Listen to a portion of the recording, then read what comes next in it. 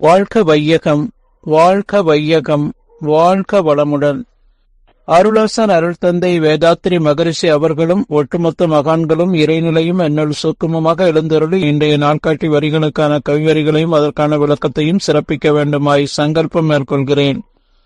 அனைவரையும் பணிவோடு முதற்கண் வணங்கி ஆரம்பிக்கலாம் என்றிருக்கிறேன். அனைவருக்கும் இனிய காலை வணக்கம். வாழ்க வளமுடன்.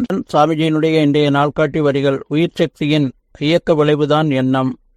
அது அறியும் திறனுடையதால் அறிவென்றும் கூறப்படுகிறது என்று சுவாமிஜி நமக்கு இந்த நாட்காட்டி வரிகள் கொடுத்திருக்காங்க. இதற்கான கவிதை வரிகள். உயிரறிந்தால் அறிவறியும் உண்மை தோன்றும், உலகமெல்லாம் உயிருக்குள் இருக்க காணும், உயிரறிந்த அறிவாலே உலகை நோக்க உயர்வு தாழ்விழா சமநிலை சித்திக்கும், உயிரறிய அறிவு நிலை மாயையாகும், ஒப்பற்ற உயிரறிய ஞானமாகும், உயிராயும் அறிவாயும் ஓம்புமுயர் மறைபொருள் நான் உண்மை தேர்வோம் என்று ஒரு கவிதையில சாமிஜி கொடுத்திருக்கிறாங்க. மகான் திருமூலர் சொல்லும்போது, மேவிய ஜீவன் வடிவது குறையில் கோவின் மயிரொன்று நூறிடை கோரிட்டு மேவிய குறது 1000 ஆயினால் ஆவியின் குறது 100,000 தோன்றாமை என்று மகான் திருமூலர் சொல்றாங்க. வரிகள் என்ன சொல்லுது? உயிர் சக்தியின் விளைவுதான் எண்ணம். அது அறியும் திறனுடையதால் அறிவென்றும் கூறப்படுகிறது என்று சொல்றாங்க. சாமிஜி சொல்லுவாங்க, கோடான கோடி உயிர் துகள்கள் தேர்ந்த கூட்டு இயக்க தொகுப்பு தான் மனம் எனப்படுகிறது. மனதினுடைய இயக்க சிறப்பை குறித்து அதையே எண்ணம் என்றும் சொல்லுகிறோம். எண்ணுதல் கணித்தல் என்றாகி எண்ணம் தோன்றுகிறது என்று சுவாமிஜி நமக்கு சொல்லுவாங்க. ஒட்டுமொத்த அனைத்தையும் பதித்து வைத்திருக்கக்கூடியது அடிமனம். அவ்வப்போது அந்த சூழ்நிலைகளுக்கு ஏற்றாற் போல நம்முடைய அடிமனதிலிருந்து தோன்றக்கூடிய அனைத்தையும் நடுமனம் புறமனம் என்ற நம்முடைய மூளை புலன்கள் வழியாக நாம எண்ணமாக உணர்வுகளாக நாம் அவ்வப்போது பிரதிபலித்துக் கொண்டே இருக்கிறது. தாவரம் முதல் மனிதன் வரையிலும் பார்த்தீங்கன்னா, தாவரத்துல இந்த அழுத்தம் என்ற ஒரு உணர்வு அறிவாக செயல்படுகிறது. அதே போல புழு ரெண்டு சேருது, அழுத்தமும் சுவையும். எறும்பு வாசனை சேருது 3. பாம்பு பார்க்கக்கூடிய ஒரு சக்தி, அதற்கு செவி கிடையாது, அதிர்வை உணர்ந்து கொள்ளக்கூடிய கச்செவி என்ற ஒன்று உண்டு. அடுத்து விலங்குகள், சப்தம். 6வது அறிவு பெற்ற மனிதன் மனம் என்ற இந்த ஐயுணர்வுகளை கொண்டு, மனம் என்ற ஒன்றை கொண்டு நாமே இறைவன் என்பதை உணர்ந்து வாழக்கூடிய அந்த தெய்வீக சக்தி மனிதனிடம் இருக்கு. ஒவ்வொரு இறை துகள் மத்தியிலையும் இறைநிலை இருக்கு, அதை சூழ்ந்தும் இறைநிலை இருக்கு. அதுவே அறிவாக இருந்து செயல்பட்டு கொண்டிருக்கிறது.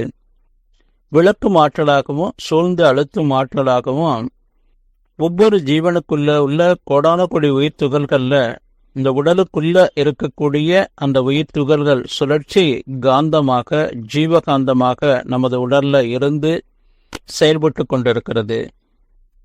ஜட பொருட்கள்லையும் அதே உயிர்த்துகள் சுழற்சி செயல்பட்டு கொண்டிருக்கிறது. ஜட பொருட்கள்ல பேட்டன் பிரெசிஷன் ரெகுலாரிட்டி என்று சொல்லக்கூடிய தன்மை, துல்லியம், இயக்க ஒழுங்கு என்ற 3 மட்டும் ஜட பொருட்கள்ல உள்ள உயிர்த்துகள் சுழற்சியில இருக்கு.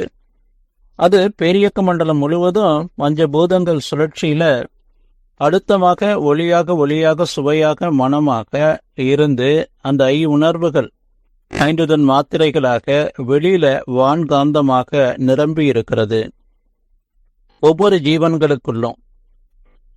அதே இறைத்துகள் சுழற்சி தான் உடலுக்குள்ள.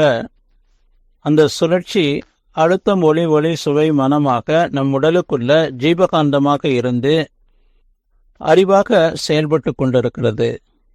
சாமிஜி சொல்லுவாங்க, வெளிப்புறங்களில் நிரம்பியுள்ள காந்தலை துகள்கள் தன்மாற்றம் பெற்று அழுத்தமாக ஒளியாக சுவையாக மனமாக மலர்ச்சி பெற்று இயங்கும் போது கருமையத்திலிருந்து காந்த ஆற்றல் எழுச்சி பெற்று வெளியில் மலர்ச்சி பெற்று இயங்கும் 5 வகை தன் மாத்திரைகள் தான் அழுத்தம் ஒளி சுவை மனம் இவைகளாக மாற்றம் பெற்று இறைநிலை ஆகிவிடுகிறது என்று சாமிஜி சொல்லுவாங்க. நாம உயிர்கள் அனைத்துள்ளும் அதுவே இறைநிலையே இறைத்துகள் சுழற்சியே அறிவாக இருந்து செயல்பட்டு கொண்டிருக்கிறது. தாவரம்னு எடுத்துக்கிட்டோன்னா அந்த இறைத்துகள் சுழற்சி அழுத்தமாக. அதற்கு உதாரணம் தொட்டாசினிங்கி.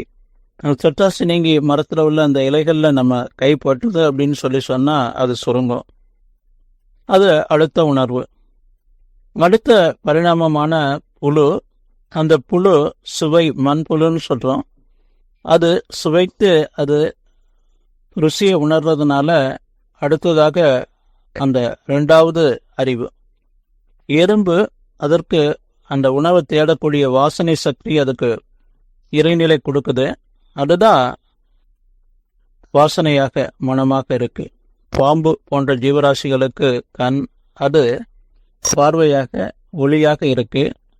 விலங்குகளுக்கு சப்தத்தை கேட்கக்கூடிய ஒளியாக இருக்கு. இப்போ இந்த உணர்வுகள், சாமிஜி வரிகள் என்ன சொல்றாங்க? உயிர்த்தெக்தியின் இயக்க விளைவுதான் எண்ணம்.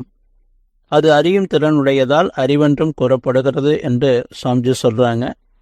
நாம பேரானந்த நிலையில இருந்து நம்முடைய இந்த உணர்வுகளை நாம ஒவ்வொரு மைக்ரோ செகண்டும் பழக்கப்படுத்தி தவநிலையில வாழும்போது நாமும் பிறரும் சொர்க்கமாக வாழலாம் என்று சொல்லி நன்றியோடு நிறைவு செய்து கொள்றேன். இன்றைய சிந்தனையை வாழ்க வளமுடன், வாழ்க வளமுடன், வாழ்க வளமுடன்.